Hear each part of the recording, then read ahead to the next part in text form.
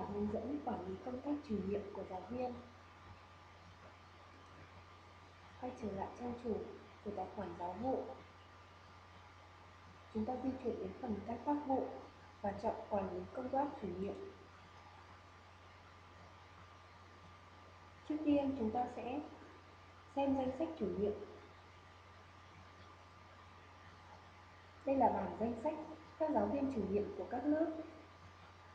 Ở đây chúng ta thấy tên giáo viên, tên lớp chủ nhiệm, năm học, phần ghi chú.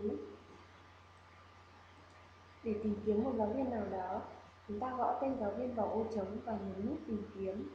Hoặc chúng ta cũng có thể tìm kiếm nâng cao bằng cách nhấn vào nút nâng cao.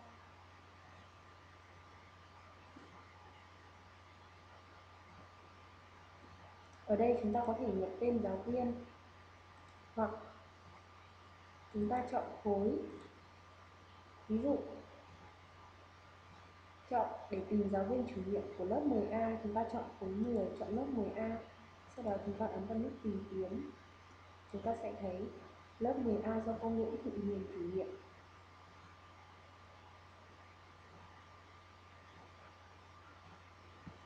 Tiếp theo, để thêm một công tác chủ nhiệm mới, chúng ta quay trở lại phần quản lý công tác chủ nhiệm.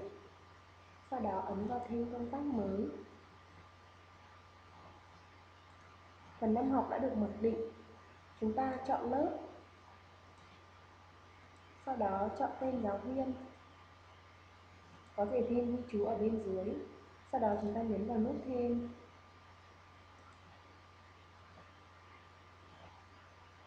Sau khi đã hoàn thành thao tác thêm giáo viên chủ nhiệm cho một lớp mới, thì chúng ta nhấn nút đóng.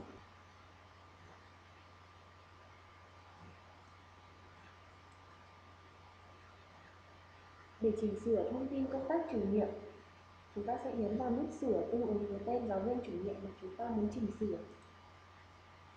Ví dụ ở đây tôi chỉnh sửa thông tin của cô Nguyễn Thị Hiền, đang làm chủ nhiệm lớp 10A.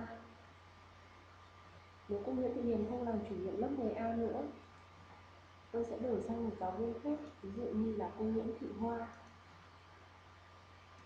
Và chúng ta có thể chỉnh sửa phần ghi chú ở bên dưới này.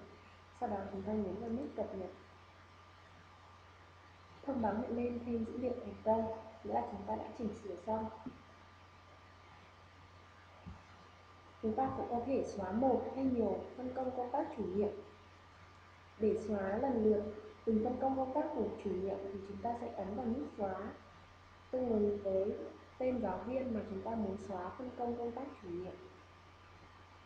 Ví dụ tôi muốn xóa phân công của cô Đỗ Thị Hiếu đang làm chủ nhiệm lớp 10E. Tôi sẽ ấn vào nút xóa ở đây. Sau đó xác nhận là OK. Thông báo hiện lên xóa dữ liệu thành công. Hoặc tôi cũng có thể xóa nhiều phân công chủ nhiệm cùng một lúc bằng cách tích vào các ô vuông ở phía trước tên của giáo viên như thế này.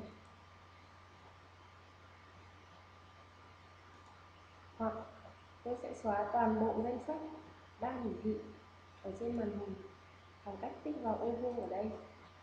Chúng ta thấy tất cả các ông cháu đã được chọn.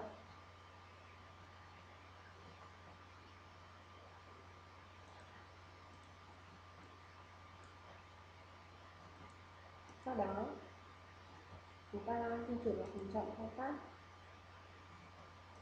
chọn xóa và ấn áp dụng. Sau đó chúng ta ấn OK.